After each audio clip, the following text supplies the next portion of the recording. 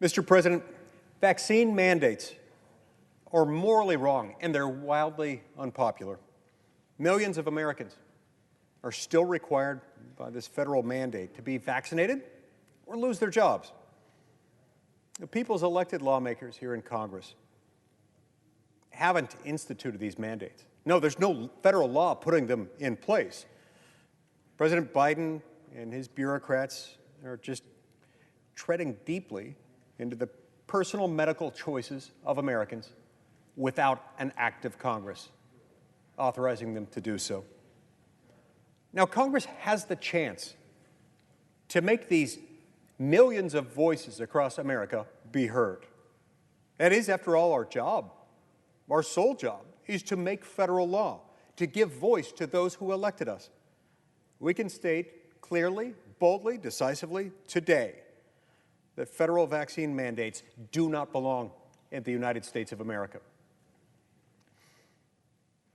We can stand for millions of vulnerable Americans who just want to go to work so that they have the chance simply to put food on the table for their families. That's not too much to ask.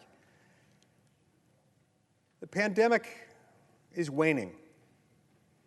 And it's waning just as our economic problems are just beginning. If we want to control the high price of everything, a lack of availability that comes with the related supply chain crisis, and keep the American economy moving, we must stand against these illegal, immoral, unconstitutional mandates. Look, the American people are sick and tired of the federal government micromanaging every minute detail of their lives. They're exhausted from the mandates and from the bureaucrats who they didn't vote for and never could vote for and never would vote for.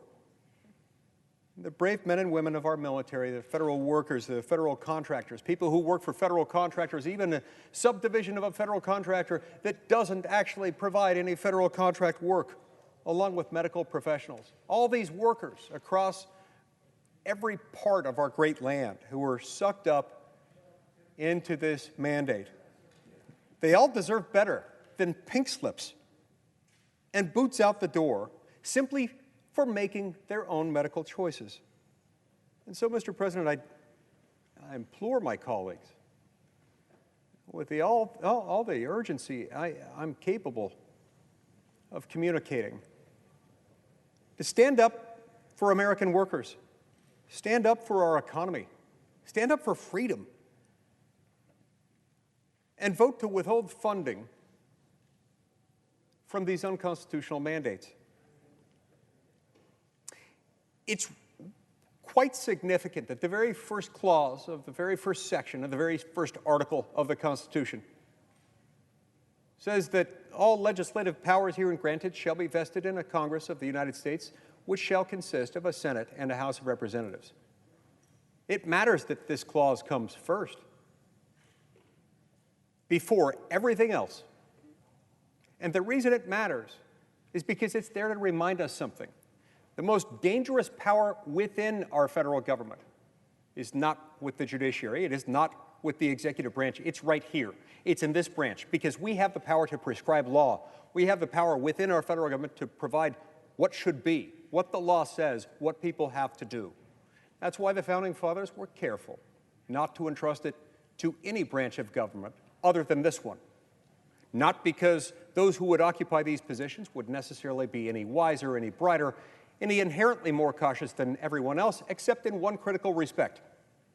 This is the branch of the federal government most accountable to the people at the most regular intervals. You can fire every member of the House every 2 years. You can fire 1/3 of us every 2 years.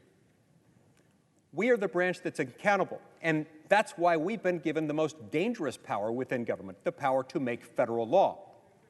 How then does this relate to illegal, unconstitutional, immoral, and wildly unpopular vaccine mandates? Well, it matters because that's an exercise of federal law. It's an exercise of federal law that Congress never enacted.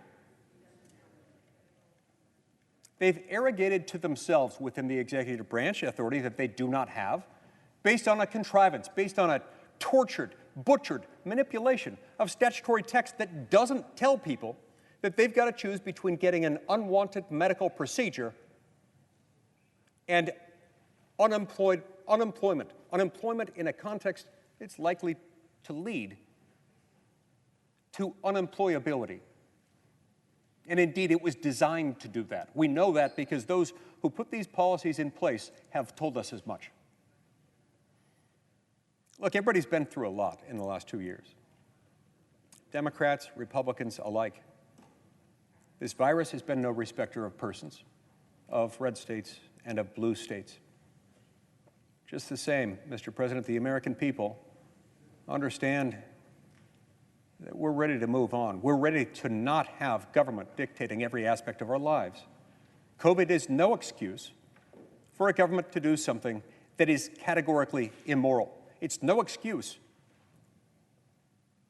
to do something that we all know is wrong. We would never justify anyone in rendering a threat against their friend, their neighbor, their employee, that if you don't bow, if you don't defer to presidential medical orthodoxy, I'm going to make you lose your job and make it impossible for you to put bread on the table for your children. No sane, moral, decent person would do that. We must not allow that to do that. We must never allow the executive branch of government to exercise authority that they don't have because we didn't give it to them, and they could never have it because the Constitution doesn't allow it. We've got the chance right now to bring together red states and blue states alike, because remember, it's not just red states anymore that are ditching these kinds of draconian measures within their own state government systems. No, it's blue states, left and right. Michigan, New York, New Jersey, Illinois. Many, many more blue states are joining the number of red states that have made this decision. Enough is enough. It's time for us to live our lives. I encourage my colleagues to vote yes on my amendment, number 4929, and let America work again. Thank you, Mr. President. Mr. President, Senator from New York. I ask unanimous consent that the order of the votes be as follows.